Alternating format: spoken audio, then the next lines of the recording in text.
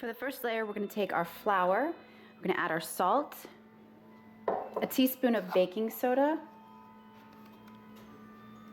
and a teaspoon of baking powder. Sift it all together.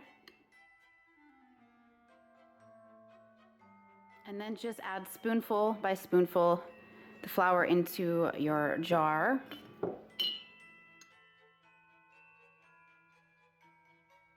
Then just kind of shake it to make it even.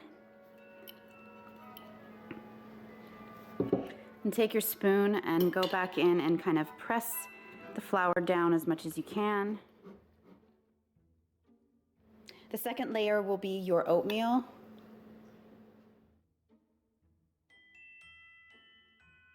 The third layer will be your chocolate chips.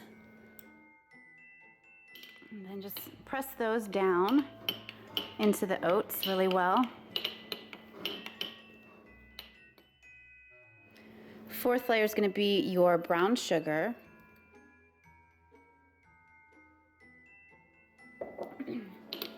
Really pack this layer down really well. Then lastly will be your regular sugar. Once that's all in, you can see it is right up to the edge. So just take your top, make sure it's securely on, nice and tight. So now onto the fun part of decorating.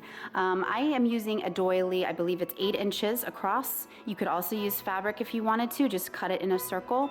For this particular size mason jar. Now, if you wanted to make a larger batch for cookies, I'm sure there are plenty of places online that you can find the recipe for that, and you can buy the appropriate size mason jar. But what I'm gonna do is just push this on top right in the center like that, and then I'm gonna take my wired ribbon, and you'll see why I bought wired in just a second. I'm gonna kind of estimate about how much I need to make a bow. I'm gonna say maybe 3/4 of a yard, but I'll also be cutting off the ends.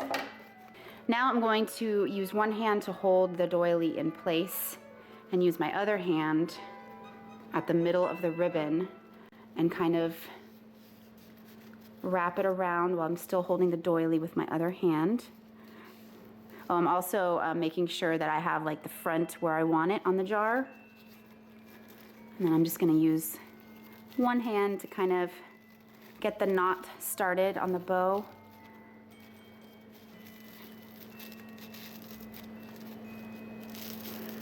And then just pull that nice and tight. You can always go back and adjust it if you need to. And now you're gonna make yourself a little bow.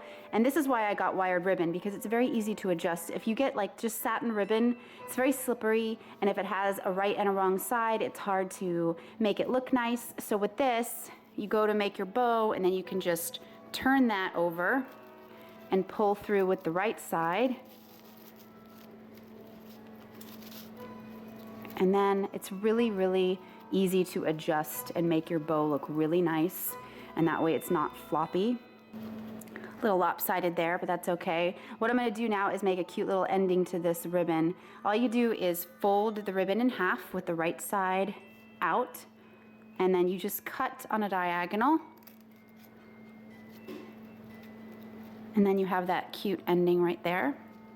Do the same thing to this side.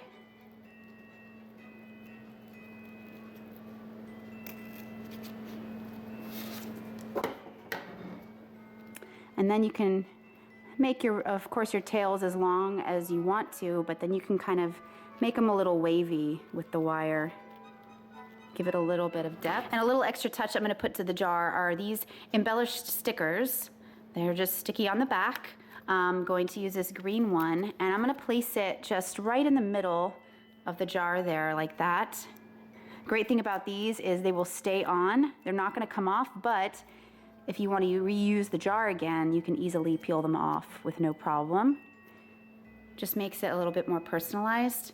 And then lastly, you want to be able to tell them how to bake their cookies. This is a card I picked off an old Christmas bag, and I just wrote in the instructions: mix with 1 egg, 1/2 cup, melted butter, and 1 teaspoon of vanilla, roll into balls and bake at 350 for 10 minutes. So you can make your own. You could do a sticker on the back if you wanted to. What I'm going to do is I'm going to take this elastic, really thin elastic, and I'm going to just make a little strip of it to tie around the jar so they can take it off. So I will just thread it through. I'm going to put it on the back side of the jar, kind of measure it around so it's taut enough. And then just knot it up.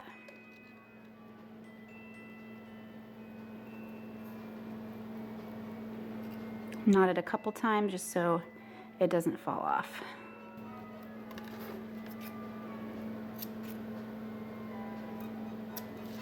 Simply just turn it around, stretch your tag around the top, and that is it. So easy, inexpensive, and really, really cute. You can make it your own. I've seen these online at stores. They're not too inexpensive. So if you actually got all the ingredients for this, you could probably make at least 2 or 3, I would say, if not more, of these jars. And you can do different varieties of cookie mix. So it's a really, really good idea to bring to a party or to even mail as a gift. If you guys do try this, of course, please take pictures, hashtag me on Instagram. All that stuff is in the bottom bar below. Make sure you hit that subscribe button, and I will see you guys in my next video. Thanks for watching.